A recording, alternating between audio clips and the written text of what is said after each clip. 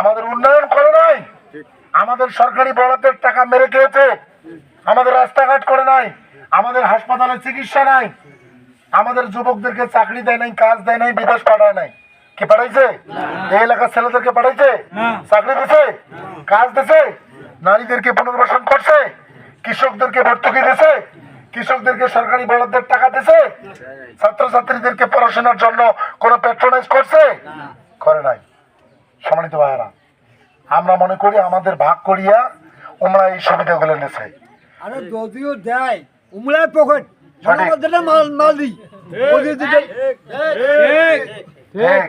আমাদের এই আসাবু স্যার কাজী সাহেব উনি যখন ছিল এই এলাকা আমার কোনো গন্ডগোল হয় নাই, হিন্দু মুসলমান আমরা কি ভাইয়ের মতো চলছিলাম।